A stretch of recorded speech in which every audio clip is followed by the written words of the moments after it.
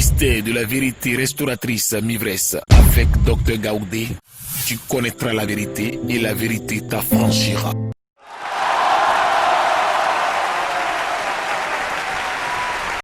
Amen. Amen. La deuxième partie. Joseph a été vendu. Amen. Amen. Il a été vendu en Égypte, mais il est devenu premier ministre. Le fait de l'avoir vendu, on l'a vendu comme esclave, ses frères l'ont vendu, mais ça n'a pas arrêté son histoire. Amen. Alors, quand nous arrivons devant une situation compliquée, pour nous la vie est terminée, et puis on pleure, on est troublé, on est perturbé. Non, ce n'est pas le moment d'être perturbé. Ton histoire ne s'arrête pas là, mon frère, ma soeur, toi qui m'écoutes. Ton histoire ne s'arrête pas là. Le problème que tu vis actuellement là, ton histoire ne s'arrête pas là. Il faut te dire ça. Ton histoire ne s'arrête pas là. Ce n'est pas à cause de l'esclavage que ton histoire va s'arrêter là. Ce n'est pas à cause de ton manque que tu as actuellement, ton manque, que ton histoire va s'arrêter là. Ce n'est pas à cause de tes problèmes ou de ton problème que tu trouves gros actuellement que ton histoire s'arrête là. Dieu n'a pas dit que ton histoire s'arrête là. Regarde la vie de Joseph. Ce n'est pas à cause de ta souffrance que ton histoire s'arrête là. Ce n'est pas à cause des empêchements dans ta vie, des blocages que ton histoire s'arrête là. C'est toi qui dois cultiver la foi en toi pour ne pas que ton histoire s'arrête là. Parce que des gens, leur histoire se sont arrêtées là. Leurs histoires sont arrêtées là et c'est là ils sont morts, on les a enterrés. C'est fini. Ton histoire ne s'arrête pas là. Amen. Jésus n'est pas mort dans la condamnation. Jésus n'est pas mort dans la condamnation. Quand on l'a condamné à mort, là, il n'est pas mort. Je n'ai pas dit quand on l'a tué, il dit quand on a prononcé sa condamnation, à cet instant-là, Jésus n'est pas mort. Jésus n'est pas mort. Jésus n'est pas resté dans la condamnation. La condamnation n'est pas la fin de ta vie. Si on t'a condamné au chômage, ce n'est pas la fin de ta vie. Si on t'a condamné à une maladie, à une souffrance, ce n'est pas la fin de ta vie. Sois fort, regarde ton objectif, regarde-le bien bon. Ne sois pas comme Pierre. Il veut marcher sur l'eau, il demande à Jésus, je peux venir vers toi. Comme tu dis, tu n'es pas fantôme. Tu veux marcher sur l'eau, Jésus dit viens. Il marche sur l'eau, et puis au milieu de l'eau, il se rend compte qu'il est un humain et que les humains ne marchent pas sur l'eau, il a commencé à s'enfoncer. Ne regarde pas les attaques, ne regarde pas les obstacles, les problèmes que tu vas croiser. Ces problèmes-là ne sont pas la fin de ton existence. Sois fort. Regarde ton objectif. Vous savez, dans ce monde, il y a des gens qui sont condamnés au chômage. Il y a des gens qui sont condamnés à la moquerie. C'est-à-dire toute leur vie, on doit se moquer d'eux. Il y a des gens qui sont condamnés à vivre une vie de misère tout le temps. Dieu n'a pas décidé ainsi pour toi. Est-ce que tu m'écoutes? Dieu n'a pas décidé ça pour toi. Jésus a dépassé toutes ces étapes. Il a dépassé toutes ces étapes sans pleurer. Jésus n'a pas pleuré. Et Jésus a été ressuscité, il a été crucifié. Il est mort et il est mis dans un tombeau. Il est mort. Il a été mis dans un tombeau. Mais, quand il mourait, il a dit, je remets mon esprit entre tes mains. Il n'a pas dit, je remets mon âme. Je remets mon esprit entre tes mains. Parce qu'il sait que son histoire n'est pas terminée. Ça veut dire quoi? Quand il dit, je remets mon esprit entre tes mains. Jésus est mort, son corps se trouve dans le tombeau. Le corps physique, la chair se trouve dans le tombeau. Et il a dit, tu ne permettras pas que ton bien-aimé voie la corruption. C'est-à-dire, ne permets pas que mon corps pourrisse. Parce que je n'ai pas fini mon travail. Et tu sais que je n'ai pas fini mon travail. Je t'ai remis mon esprit. Mon esprit est avec toi. Maintenant, mon âme, c'est ce qu'on appelle l'âme combative de Jésus-Christ. Et l'âme de Jésus-Christ est descendue dans le séjour de mort, a pris la clé de la mort, il est sorti, il dit, voici, je tiens la clé du séjour des morts. C'est moi qui ouvre, personne n'est ferme. C'est moi qui ferme, personne n'ouvre. Amen. Amen. Amen. Parce que Jésus savait que son histoire n'était pas terminée. Mais regardez, on a mis des gardes devant la tombe de Jésus-Christ. Bon, on a mis des gardes, des militaires, des soldats devant la tombe de Jésus. Moi, je n'ai jamais vu ça. Amen. Amen. Même les grandes personnalités, les grands présidents, quand ils meurent, on ne met pas des militaires devant leur tombe pour garder la tombe. Mais Jésus, on a mis des militaires, des soldats devant sa tombe. Je n'ai jamais vu. Amen. Mettre des soldats devant la tombe d'un homme qui est mort et qui est enterré. Ah. Ça veut dire quelque chose. Malgré toutes ces dispositions, on a enterré Jésus. On a fermé la tombe avec une grosse pierre lourde. Et on a mis des soldats devant. Malgré toutes ces dispositions, l'histoire de Jésus-Christ ne s'est pas arrêtée là. Amen. Toi qui m'écoutes, je suis maintenant dans la profondeur du spirituel. Écoute-moi bien. Nous rentrons maintenant dans la profondeur du spirituel. Un mystique a enterré, t'a enterré. Quand on dit t'a enterré, ça veut dire quelque chose qui te représente a été enterré à ton nom. C'est toi qui as été enterré. Un sorcier a fait cet enterrement. Un homme, une femme animée d'un démon a fait cet enterrement contre toi. Et l'endroit est connu. Ils connaissent cet endroit. Ils ont enterré ta vie. Ils ont enterré ton bonheur. Ils ont enterré ta richesse. Ils ont enterré ta réussite. C'est ta photo qui a été enterrée parce que ta photo est ton image. Ta photo est ton image parce que la parole de Dieu dit faisons l'homme à notre image et selon notre ressemblance. Ta photo est ton image et ta représentation. Et on a pris ta photo, on l'a enterrée. On a enterré ta richesse, ton argent. On a enterré ta renommée. Et un démon monte la garde là où on a enterré. Mais ça ne se voit pas spirituellement. Amen. On l'a mis là pour ne pas qu'il y ait délivrance. On l'a mis là pour ne pas qu'il y ait résurrection. Tout ce qu'on a enterré de toi, pour ne pas que ça sorte de la terre, on l'a mis là. Mais tu vas passer là avec ta voiture, devant là, on ne le cogne pas la voiture. C'est spirituel, c'est le vent, tu ne vois rien. On ne voit même pas le vent. Le vent, mais on le sent quand il te touche, mais les démons, quand ils passent, tu ne sais même pas. Mais ils sont là. Et c'est eux qui montent la garde depuis le jour où on a fait cet enterrement-là. C'est pourquoi, mon frère, ma soeur, il faut prier, il faut avoir Jésus-Christ de Nazareth. Toi, femme, tu m'écoutes. De la même manière qu'on a enterré, ton mariage aussi est enterré et un démon veille sur ce lieu-là. Alors, comment quelqu'un peut t'aimer? Comment quelqu'un peut te garder? Amen. Allons dans Matthieu 27. Allons dans le livre de Matthieu 27. Et le Seigneur va nous parler. Dans Matthieu 27, écoutez la parole de Dieu. Matthieu 27. Allons au verset 62. Et la parole de Dieu dit, le lendemain, qui était le jour après la préparation, les principaux sacrificateurs et les pharisiens allèrent ensemble auprès de Pilate et dirent, voilà le complot qui va continuer. Ils vont à côté de Pilate et puis ils disent, ce type-là il a dit, le troisième jour, il va être ressuscité. Alors donne-nous des gardes, on va mettre près de sa tombe pour ne pas qu'il soit ressuscité. Et puis il a dit, vous avez des gardes, mettez vos gardes vous-même. Et ils ont pris leurs gardes, ils les ont mis. Amen. Amen. Amen. Amen.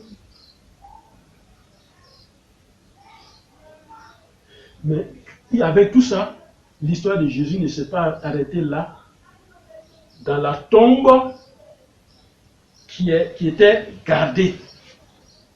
L'histoire de Jésus ne s'est pas arrêtée là, dans la tombe qui était gardée. Pourquoi? Écoutez ce qui va se passer. Jésus nous enseigne.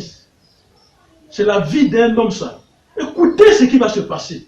Quelque chose ne va pas dans ta vie et ça se répète. Fais attention. Il faut prier. Amen.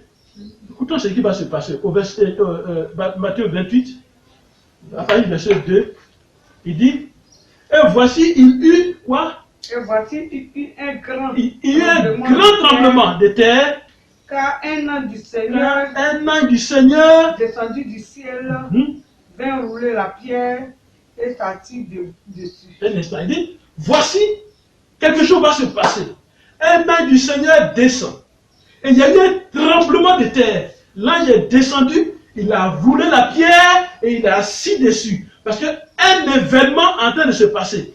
La vie, l'histoire de Jésus-Christ ne devait pas s'arrêter au niveau de la tombe. Jésus ne devait pas rester dans la tombe. Alors, quelque chose va se passer.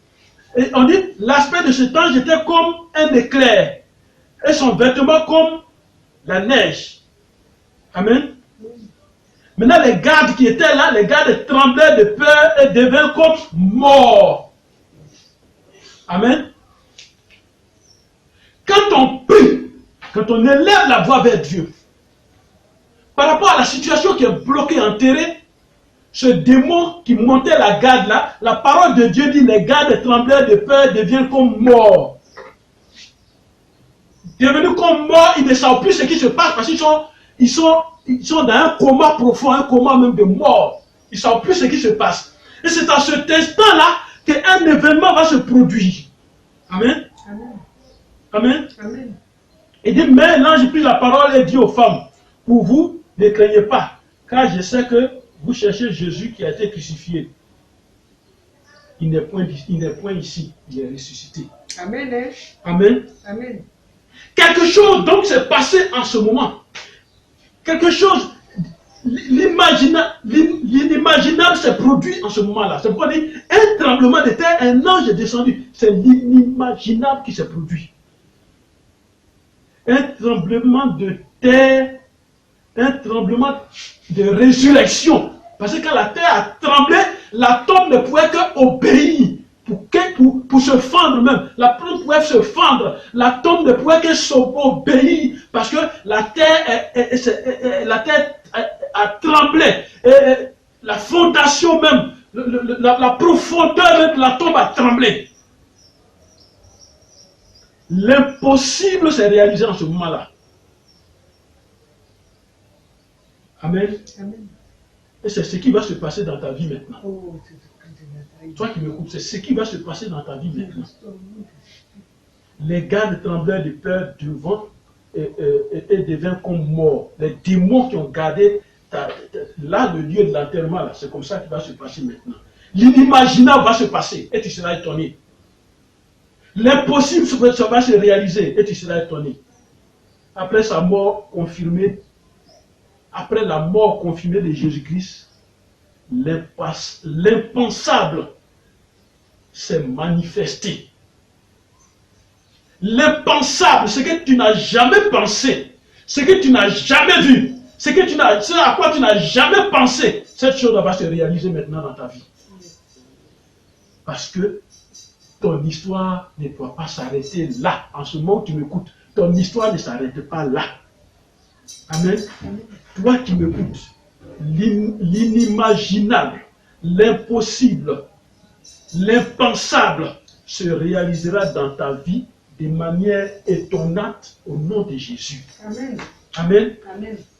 Pourquoi? Allons dans 1 Corinthiens 10. Tu vois? Allons dans 1 Corinthiens 10. On va comprendre. Pourquoi 1 Corinthiens 10. 1 Corinthiens chapitre 10, au verset 13. La parole de Dieu dit quoi?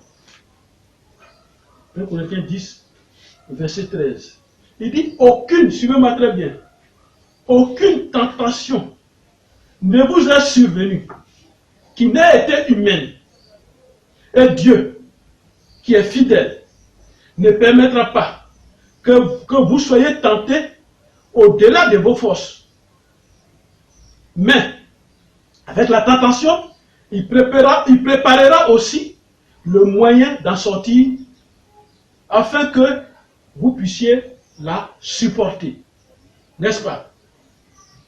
1 Corinthiens 10, verset 13. Voyez, dans ce verset-là, remplaçons le mot tentation par misère, par pauvre, par problème, par mort spirituelle. Prenons le cas de misère. Remplaçons ce mot tentation dans ce verset-là. Remplaçons tentation par misère. Et puis écoutez bien.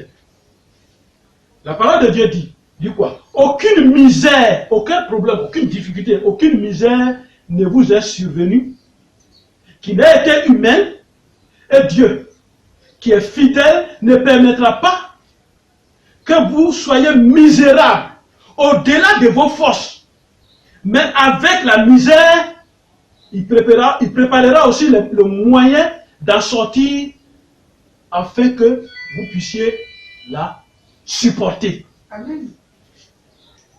Amen. Amen. Tu peux remplacer, prends ce verset, remplace les mauvaises choses que tu vis, remplace tentation par les mauvaises choses que tu vis, et applique ce verset et tu vas voir.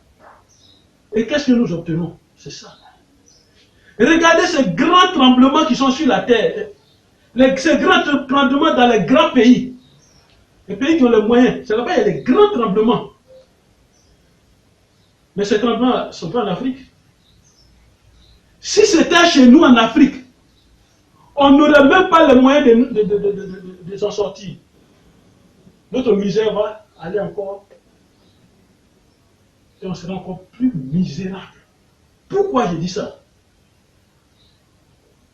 Parce que les grands pays, ils s'en sortent après. Parce qu'ils ont les moyens. Mais nous, on a quoi?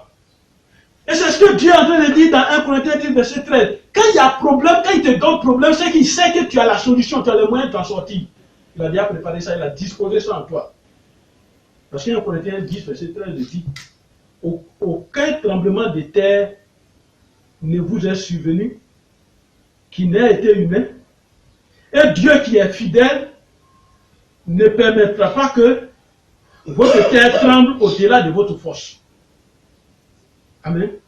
Mais avec le tremblement, il préparera aussi le moyen d'en sortir afin que vous puissiez le supporter. Amen. Dieu a déjà tout prévu. Alors, quand tu viens un problème, ta situation ne s'arrête pas là. Amen. Amen. Voilà. Quand tu viens un problème, ton histoire ne s'arrête pas là. Et c'est cette loi, 1 Corinthiens 10, verset 13, c'est cette loi spirituelle qui a fait que Jésus a traversé toutes ces étapes de la vie. Amen. Amen. Il est venu faire sa mission, donc cette loi est sur lui. Il a dit, aucun problème, tu vas partir, hein, aucun problème humain ne va arrêter ton histoire là. Parce que ils vont te présenter tous les problèmes, condamnés. Si tu veux maintenant, quand tu es découpé, ils vont te découper. Mais à un moment donné, sans ton nom, on ne peut pas réveiller quelque chose dans la terre. Amen. Amen. Jésus a traversé toutes ces étapes de la vie. Alors, quelle est ton histoire, toi qui m'écoutes?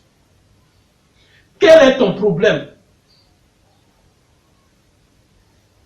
Les problèmes que nous rencontrons,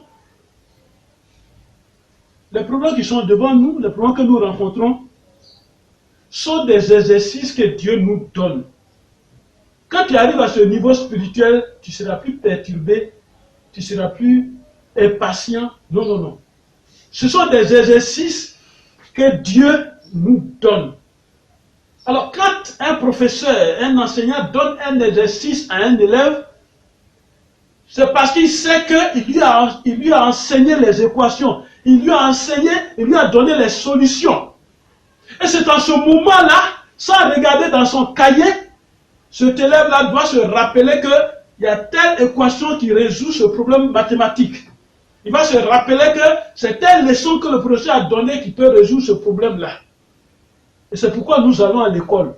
Et c'est pourquoi Jésus est venu nous enseigner. Si tu n'as pas les leçons que Jésus-Christ a enseignées, tu seras toujours perturbé. Tu vas toujours trembler, pleurer devant tes problèmes.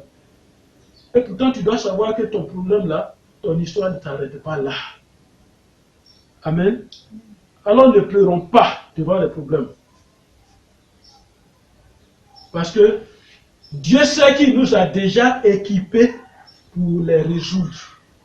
Dieu t'a déjà équipé, nous a équipés.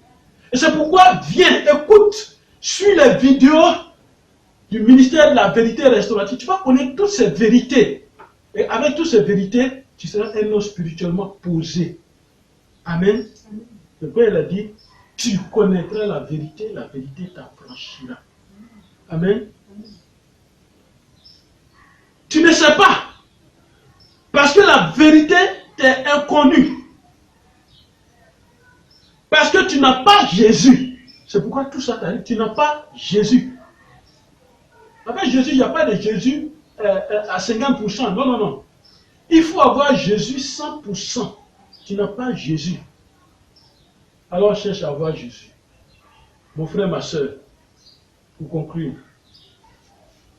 Si l'histoire de Jésus ne s'est pas arrêtée en cours de chemin dans sa vie, si cette histoire ne s'est pas arrêtée, pour toi, ne s'arrêtera pas non plus avant d'atteindre ton bonheur au nom de Jésus. Amen. Amen. Amen. Si l'histoire de Jésus ne s'est pas arrêtée, même dans la mort, je suis en train de te parler, même dans la mort, il sait que son histoire n'est pas encore arrêtée. La mort spirituelle qu'on t'a donnée là, ton histoire n'est pas encore arrêtée. Le blocage qu'on a mis devant toi, il faut savoir que ton histoire n'est pas encore arrêtée. Amen. Ton histoire ne s'arrêtera pas là. Tu passeras tous les blocages au nom de Jésus-Christ. Amen. Parce que l'Éternel est avec toi. Et Jésus l'a dit. Il dit, je suis avec vous tous les jours jusqu'à la fin du monde. Il n'a pas dit, je suis avec vous les dimanches. Non, il n'a pas dit ça. Hein. Je suis avec vous tous les jours jusqu'à la fin du monde. Ça veut dire quoi?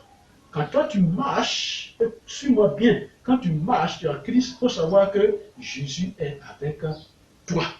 Ton histoire ne s'arrêtera pas là. Quand toi-même tu vas décider que ton histoire s'arrête là, Jésus va te pousser. Il va te dire, ne va pas à gauche, va à droite, va tout droit. Ton histoire ne s'est pas encore arrêtée. Continue. Amen. Amen. Alors accepte de marcher avec Jésus. Donne-lui ta vie. Accepte de marcher avec Jésus. Accepte Jésus-Christ, corps, âme et esprit. Donne-lui ta vie. Fais de Jésus ton Seigneur et ton Sauveur. Que Dieu te bénisse. Au nom de Jésus. Amen. Amen. Alors toi qui as écouté ce message, répète avec moi cette prière que tu vas faire. Seigneur Jésus, je me donne à toi, corps, âme et esprit. Je t'accepte comme mon Seigneur et mon Sauveur. Sois le guide de ma vie. Conduis-moi de sorte que mon histoire ne s'arrête pas dans les difficultés et les problèmes qui sont devant moi actuellement. Fais-moi atteindre l'objectif que tu as fixé pour ma vie. Fais-le au nom de Jésus. Je te prie, Seigneur, fais-le. Je te remercie, Seigneur, pour cette nouvelle élévation et ce changement que tu opères dans ma vie. Au nom de Jésus. Amen. Merci, Seigneur.